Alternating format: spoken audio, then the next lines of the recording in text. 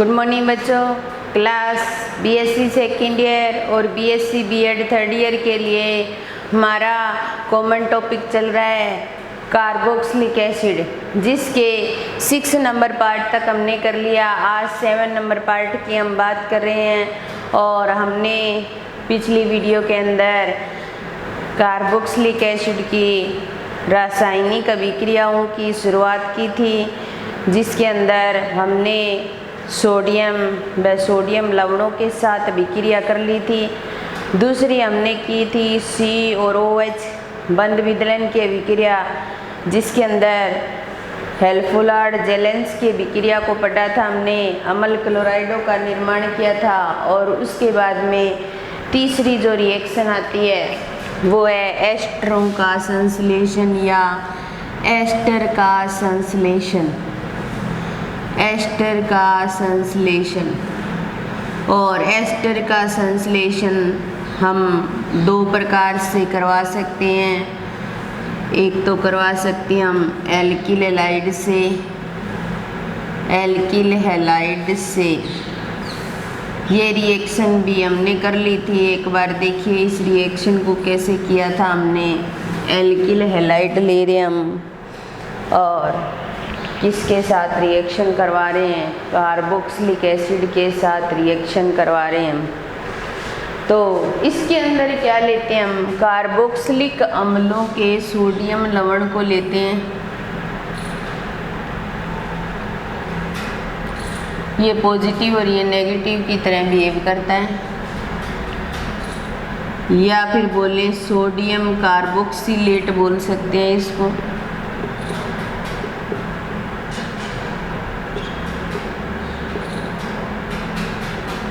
Sodium carboxylate की alkyl halide के साथ रिएक्शन कराते हैं। रिएक्शन करवाने पर यहाँ से NaX बाहर निकल जाता है, RC डबल बॉन्ड O और O तो है ही, और इसके साथ R जुड़ जाता है, क्योंकि यहाँ पर ये नेगेटिव होता है और ये पॉजिटिव होता है, और यहाँ पर Na नेगेटिव, ये R इस O के साथ जुड़ जाता है और किसका निर्माण करता है, एस्टर का। तो हम एस्टरों का संश्लेषण कर रहे हैं या एस्टर का संश्लेषण कर रहे हैं, तो एक तो हम एल्किल हैलाइड से एस्टर का संश्लेषण कर सकते हैं, दूसरा हम एल्कोहल से कर सकते हैं, या हम बोले एल्केनोल से, एल्कोहल से या एल्केनोल से। ठीक है, इसके अंदर हम क्या करते हैं, कार्बोक्सिलिक एसिड लेते हैं और इस कार्बोक्सिलिक एसिड की एल्केनोल मतलब एल्कोहल के साथ रिएक्शन करवाते हैं। तो यहाँ से H और यहाँ से OH H2O के रूप में बाहर निकल जाता है O, और ये R इसके साथ चला जाता है और प्लस में H2O क्या बन जाएगा भाई, एस्टर बन जाएगा। तो एल्कोहल के साथ रिएक्शन करवाने से भी एस्टर बनता है, और सोडियम कार्बोक्सिलेट की एल्किल हैलाइड के साथ रिएक्शन करवाते हैं तब भी एस्टर बनता है, और एल्कोहल के साथ में यहाँ रिएक्शन करवाई जाती है तो एसिड की प्रेजेंस ली जाती है। एसिड की प्रेजेंस में अगर रिएक्शन करवाते हैं तो रिएक्शन करवाने पर हमें एस्टर प्राप्त होता है। मैकेनिज्म देखिए, मैकेनिज्म के अंदर क्या करते हैं, RC डबल बॉन्ड O और H, ये क्या है, ROH, ये क्या है भाई, कार्बोक्सिलिक एसिड। और कार्बोक्सिलिक एसिड को किसकी प्रेजेंस में रिएक्शन करवा रहे हैं, अम्ल की प्रेजेंस में। तो H पॉजिटिव की प्रेजेंस में अगर रिएक्शन करवाते हैं तो RC डबल बॉन्ड O और H जुड़ जाता है, और इधर O और H है ही, इसके 3 बॉन्ड हो गए, तो इस पर क्या आ गया, पॉजिटिव चार्ज आ गया। अब हम इसको क्या करेंगे, सिंगल बॉन्ड में चेंज करेंगे, तो O और H, और इधर भी क्या आ जाएगा, O और H, और इस पर क्या आ जाएगा, पॉजिटिव चार्ज आ जाएगा। अब इस पर पॉजिटिव चार्ज आएगा तो हम यहाँ ROH की रिएक्शन करवाएंगे, जिसके अंदर ये तो पॉजिटिव की तरह बिहेव करता है, ये नेगेटिव की तरह। ये O वाला नेगेटिव क्या करेगा, इस कार्बन के साथ जुड़ेगा, तो RC, और ये O यहाँ रख देंगे और ये H यहाँ रख देंगे। ठीक है, ये O और H यहाँ रख देंगे। इस कार्बन के साथ ये O जुड़ेगा, इधर H और इधर क्या होगा R, ऐसे रख सकते हैं। फिर ये क्या करेगा, इसके साथ इसको अपने साथ जोड़ने की कोशिश करेगा तो RCOH2 बन जाएगा, ये O और R ये ऐसे आ जाएगा, और ऊपर भी क्या है O और H। ये अब इसको क्या कर देंगे, बाहर कर देंगे। ठीक है, और ये इलेक्ट्रॉन कहाँ ट्रांसफर हो जाएंगे, यहाँ ट्रांसफर हो जाएंगे। तो मैं इसे लिख सकते हैं RC और O और R और C डबल बॉन्ड O और H, इस पर क्या आ जाएगा, पॉजिटिव चार्ज आ जाएगा। ठीक है, फिर यहाँ से H पॉजिटिव, ये H पॉजिटिव क्या करेगा, अपने इलेक्ट्रॉन इसको देगा, बाहर निकल जाएगा। RC डबल बॉन्ड O और R क्या बन जाएगा, एस्टर। और इस प्रक्रिया को क्या कहा जाता है, एस्टरीकरण की प्रक्रिया कहा जाता है, या एस्टरीकरण कह सकते हैं। ये एस्टरीकरण की एक रिएक्शन है जिसके अंदर कार्बोक्सिलिक एसिड की एल्कोहल के साथ रिएक्शन करवाई जाती है और एस्टर का निर्माण होता है। सबसे पहले कार्बोक्सिलिक एसिड लिया, एल्कोहल के साथ रिएक्शन करवाई, क्या बन गया भाई, एस्टर, और वाटर का मॉलिक्यूल बाहर निकल गया। फिर हम कार्बोक्सिलिक एसिड ले रहे हैं, H पॉजिटिव के साथ रिएक्शन करवा रहे हैं, ये H पॉजिटिव इस ऑक्सीजन के साथ जुड़ जाता है, ऑक्सीजन के 3 बॉन्ड हो गए तो पॉजिटिव चार्ज आ गया इस पे। फिर हमने इसको सिंगल बॉन्ड में चेंज कर लिया, यानी कि डबल बॉन्ड के इलेक्ट्रॉनों का ट्रांसफर कहाँ आ गया, ऑक्सीजन पर हो गया, क्योंकि ऑक्सीजन के पास में क्या है, विद्युत ऋणता ज़्यादा है। तो ये कंडीशन आ गई हमारे पास, 2 बॉन्ड और 2 लोन पेयर ऑक्सीजन के प्रेजेंट है। कार्बन पर क्या आ गया, पॉजिटिव चार्ज आया है तो कोई नेगेटिव वाला जुड़ेगा। ठीक है, ये नेगेटिव वाला इसके साथ जुड़ रहा है, तो RCOH को इधर और इस OH को इधर शो कर दिया, ये ऑक्सीजन जुड़ गया कार्बन के साथ में, ये R और H। फिर ये क्या करता है, ऑक्सीजन अपने साथ इसको ले आता है, फिर यहाँ से वाटर का मॉलिक्यूल बाहर निकल जाता है, ये इलेक्ट्रॉन यहाँ ट्रांसफर होते हैं तो यहाँ डबल बॉन्ड आ जाता है, ऑक्सीजन के 3 बॉन्ड हो गए इसलिए पॉजिटिव चार्ज आ गया, यहाँ से H पॉजिटिव बाहर निकल जाएगा और हमें क्या प्राप्त हो जाएगा, एस्टर।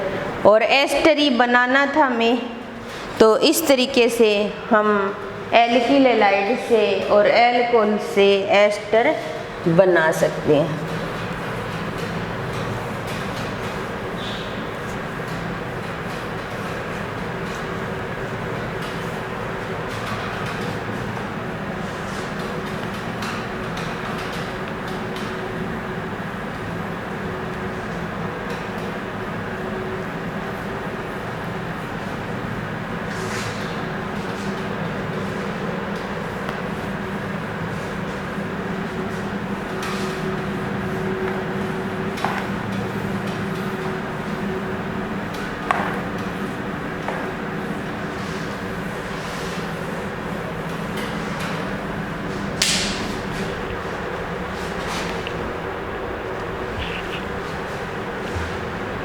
अब देखिए नेक्स्ट रिएक्शन आती है हमारी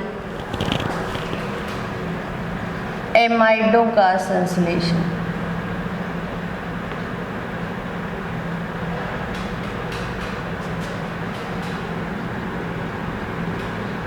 एस्टर संश्लेषण दो प्रकार से किया, दो प्रकार के मेथड थे इसके अंदर। अब आता है एमाइडों का संश्लेषण। एमाइड का निर्माण किस प्रकार करेंगे? अगर एमाइड की संश्लेषण करना है हमें, तो हमें क्या करना पड़ेगा? कार्बोक्सिलिक एसिड की अमोनिया के साथ रिएक्शन करवानी पड़ेगी। तो अब देखिए हमारे पास यहाँ क्या है? कार्बोक्सिलिक एसिड है और इसकी रिएक्शन किसके साथ करवा रहे हैं हम? NH3 के साथ करवा रहे हैं। ये OH यहाँ से निकल जाएगा और एक H यहाँ से निकल जाएगा, ये H2O के रूप में बाहर निकल जाएंगे। चलो निकाल दिए हमने H2, तो R C double bond O और यहाँ NH2 बचेगा, वो इसके साथ जुड़ जाएगा और क्या बन जाएगा? एमाइड, या फिर बोल सकते हैं एल्केनेमाइड। क्या बन जाएगा? एल्केनेमाइड, क्योंकि CONH2 जो समूह होता है ये क्या होता है? एमाइड समूह होता है। एमाइड समूह होता है या एमाइड ग्रुप बोल सकते हैं इसको। ये किसी के साथ जुड़ा रहता है तो वो क्या होता है? एमाइड होता है। ठीक है, तो ये था एमाइडों का संश्लेषण। उसके बाद में नेक्स्ट जो रिएक्शन आती है वो आती है कार्बोक्सिलिक अम्लों का अपचयन।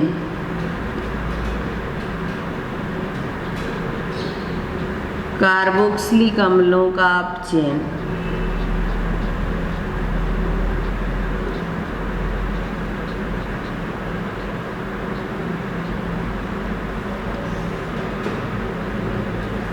कार्बोक्सिलिक अम्लों का अपचयन करेंगे। अलग अलग प्रकार से करवा सकते हैं हम कार्बोक्सिलिक अम्लों का अपचयन। लिथियम एल्यूमिनियम हाइड्राइड की प्रेजेंस में अपचयन कर सकते हैं हम। निकल की उपस्थिति में अपचयन कर सकते हैं। एक होता है B2H6 डाइबोरेन बोलते हैं इसको। इसकी प्रेजेंस में भी हम क्या करवा सकते हैं? अपचयन। तो देखिए सबसे पहले हमारे पास कार्बोक्सिलिक एसिड और कार्बोक्सिलिक एसिड की 4H के साथ रिएक्शन करवाएंगे और किसकी प्रेजेंस में? लिथियम एल्यूमिनियम हाइड्राइड की प्रेजेंस में क्या करवा रहे हैं हम? अपचयन करवा रहे हैं। और अपचयन जब भी करवाते हैं तो 2H 4H 6H के साथ रिएक्शन करवाते हैं। तो कार्बोक्सिलिक एसिड जो है वो किस में चेंज हो जाएगा? प्राइमरी एल्कोहल में। प्राइमरी एल्कोहल में, क्योंकि जब CH2 के साथ OH जुड़ा होता है तो उसको प्राइमरी एल्कोहल बोला जाता है। 2 हाइड्रोजन इसके साथ ऐड हो गए, एक ऑक्सीजन 2 हाइड्रोजन के साथ ऐड होकर के किस फॉर्म में बाहर निकल गया? H2O की फॉर्म में बाहर निकल गया। अगर हम मान लो डाइबोरेन के साथ रिएक्शन करवाना चाहें तो डाइबोरेन के साथ भी रिएक्शन करवा सकते हैं हम।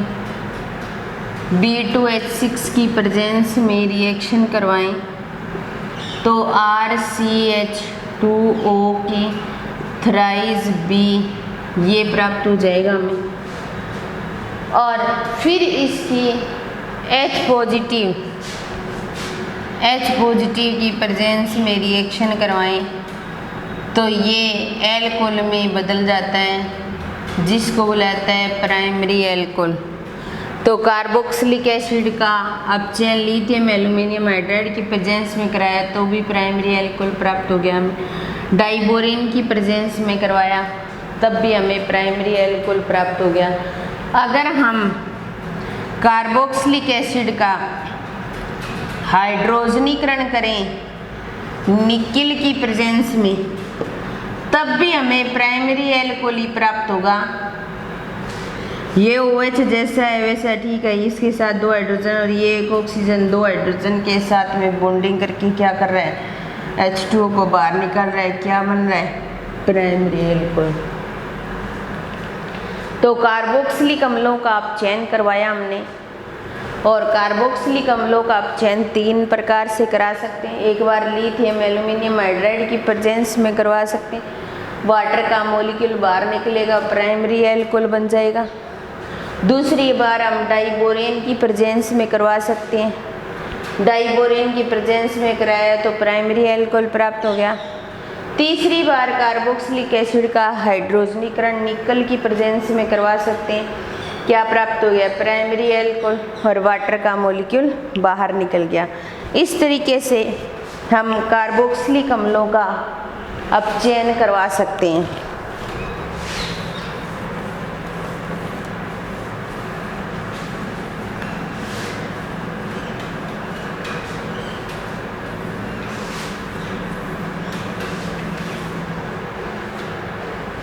उसके बाद में आता है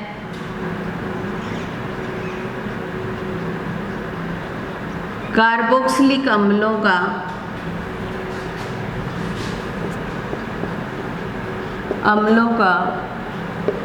विकार्बोक्सिलीकरण।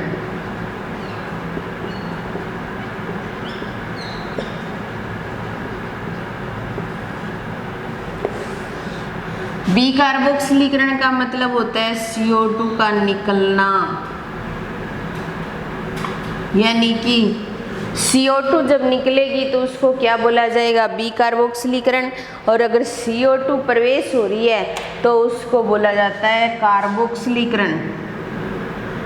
क्या बोला जाता है, कार्बोक्सिलीकरण।